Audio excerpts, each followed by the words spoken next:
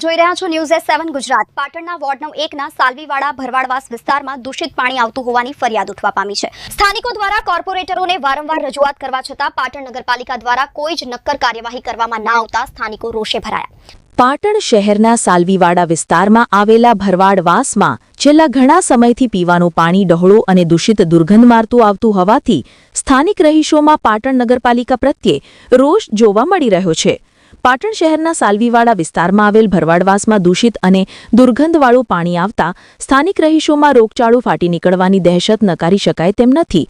ત્યારે ભરવાડવાસ વિસ્તારના સ્થાનિક રહીશોએ આ દૂષિત પાણી અંગે પાટણ નગરપાલિકાના સત્તાધીશોને અવારનવાર રજૂઆતો કરવા છતાં સ્થાનિક રહીશોને દૂષિત પાણી પ્રશ્ને નક્કર પરિણામ મળ્યું નથી। ત્યારે આજે પણ આ વિસ્તારના સ્થાનિક રહીશો પીવાના શુદ્ધ પાણીથી વંચિત રહી ગયા છે। ત્યારે આ વિસ્તારના સ્થાનિક રહીશો શુદ્ધ પાણી પીવા માટે પૈસા ખર્ચીને શુદ્ધ પાણીના ટેન્કરો મંગાવવા મજબૂર બન્યા છે।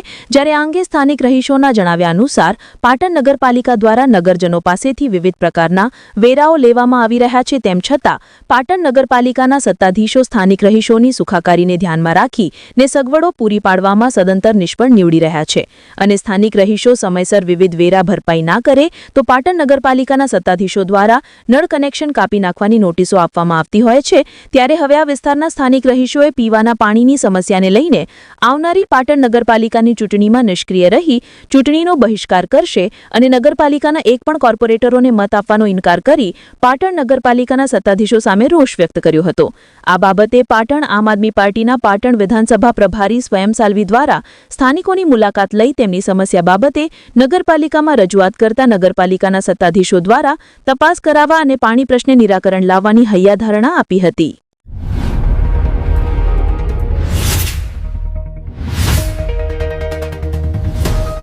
20 દિવસથી સારું આવતું નહીં, ગંદુ પાણી આવશે પલીથી જેવું અને અમારો છોકરો બીમાર થાય, ડોહોભા મારે બીમાર છે 80 વર્ષના, પણ કોઈ વાપરતું નહીં। સુધરાઈમાં ઘડી ઘડી જઈએ પગ તોડીને ભાડો ભરીને પણ વાપરતા નથી અને ઉપાડી પાડીને પગ થાકી જાય અમારા। હવે અમે થાકી જઈશું અને વોટ ઓલે કગરીશું, પૈસા બાપા કરીશું અને કોઈ સુધરાઈવાળા તાકતા નહીં। આઈને ગટરોનો ઢોકળો ઉઘેર ઉઘેર જોઈશું પણ પાઇપલાઇન કોઈ જોતા નથી સાહેબ। અમારે કરવું શું હવે?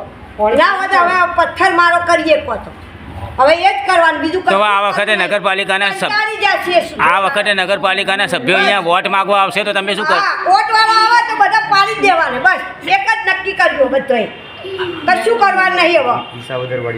બસ પથ્થરવાળો બધા જ કરવાનો છે હવે। તમારું નામ? પણ અભરતા જ નહીં। તમારું નામ? મારું નામ મહેમુદાબેન મંસૂરી, લખો તમે।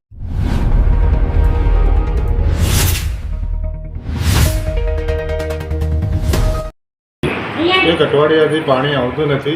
જ્યારે 4 દિવસ પહેલાં પાણી બંધ કર્યું ત્યારથી પછી પાણી ચાલુ કર્યું, એકદમ ભૂગર્ભની ગટર જેવું પાણી આવે છે, જેના અમે પીવામાં કામ લઈ શકીએ કે નાવા ધોવામાં કામ લઈ શકીએ। વારંવાર કમ્પ્લેનો કરી નગરપાલિકામાં પણ કોઈ આવતું નથી ચેક કરવા, અને જે ચેક કરવા આવે છે તો ગટર લાઈનો સાફ કરીને જતા રહે છે। પાણી માટે અમારે જવાનું ક્યાં? છોકરાઓ નાના છે, બધા બીમાર પડે છે। આ તમારા કયા વિસ્તારની સમસ્યા છે? સાલવીવાળો વોર્ડ નંબર 1 ભરવાડવાસ। ઓકે, તમારું નામ?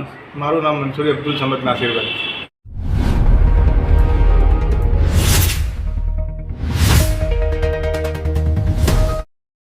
છેલ્લા ઘણા સમયથી સાલવીવાળો ભરવાડવાસ સાથે અહીંયાના જે વિસ્તાર છે એમાં ખૂબ જ ડોળું, ખૂબ જ દુર્ગંધયુક્ત પાણી આવી રહ્યું છે। ક્યાંક ને ક્યાંક હમણાં કાળકા પમ્પિંગ સ્ટેશન ખાતે પણ આરોગ્ય વિભાગ દ્વારા સેમ્પલ લેવામાં આવે અને એવું પણ કહેવામાં આવ્યું કે ક્યાંક ને ક્યાંક આ પાણીના નમૂના શંકાસ્પદ છે, છતાં પણ પાટણ નગરપાલિકાને વોર્ડ નંબર 1ના રહીશોની, ભરવાડવાસના રહીશોની, અહીંયાના વિસ્તારના રહીશોની કોઈપણ પ્રકારની અહીંયા એ લોકોને ક્યાંક ને ક્યાંક સુવિધા આપવામાં નિષ્ફળ ગઈ છે। એ લોકોની પડી નથી। અહીંયા કેટલાય લોકોએ દુર્ગંધયુક્ત પાણી પીવાથી બીમાર પડ્યા છે, હોસ્પિટલમાં દવા લેતા થઈ ગયા છે। વારંવાર અહીંયાના સ્થાનિકો દ્વારા રજૂઆત કર્યા હોવા છતાં પણ પાટણ નગરપાલિકાના લઘરોડ તંત્રનું પેટનું પાણી હલતું નથી। નગરપાલિકાના પ્રમુખ અને તેમના કોર્પોરેટરો અંદર નડવામાંથી જો ઊંચા આવે તો પાટણ નગરપાલિકાનું કંઈક કરે, માટે અહીંયાના લોકો હવે ત્રાહિમામ પુકારી ગયા છે, હેરાન થઈ ગયા છે, પરેશાન થઈ ગયા છે।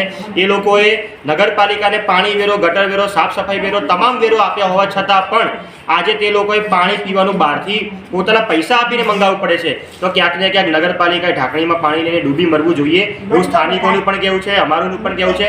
અને નગરપાલિકામાં જો થોડી પણ શેર, શરમ અને માનવતા બચી હોય તો તાત્કાલિક ધોરણે જ્યાં સુધી આ દુર્ગંધયુક્ત પાણી બંધ ના થાય એનું સમારકામ થાય, પાઇપલાઇન લીકેજ હોય તો તેને નવીનતાથી નાખવામાં આવે અને જ્યાં સુધી આ દુર્ગંધયુક્ત પાણી બંધ ના થાય ત્યારે નગરપાલિકાની નૈતિક જવાબદારી બને છે કે ક્યાંક ને ક્યાંક અહીંયા પાણીના શુદ્ધ પીવાના પાણીના ટેન્કર નગરપાલિકા અહીંયા પહોંચાડે. એ નગરપાલિકાની જવાબદારી છે. વોટ લેવા જ્યારે નગરપાલિકાના સભ્યો આવે છે ત્યારે તમામ પ્રકારની લોલીપોપો આપે છે, અમે આમ કરીશું તેમ કરીશું, પણ આજે અહીંયાના સુધરાઈ સભ્યોને પણ ડૂબીને મરી જવું જોઈએ કે અહીંયાના સ્થાનિકો, અહીંની બહેનો જ્યારે કોર્પોરેટરોને ફોન કરે છે, કોર્પોરેટરો એવી લોલીપોપ આપે છે કે અમે સવારે આવીશું પણ આવતા નથી. ત્યારે ક્યાંક ને ક્યાંક નગરપાલિકાએ આ બાબતે ધ્યાન દોરવું જોઈએ. જો આવું નહીં થાય તો અહીંયાના લોકોએ આગળ વોટ નહીં આપવાની પણ ચીમકી આપેલી છે. આપનું નામ અને પરિચય. સ્વયં સાલ્વી, આમ આદમી પાર્ટી, પાટણ વિધાનસભા પ્રભારી.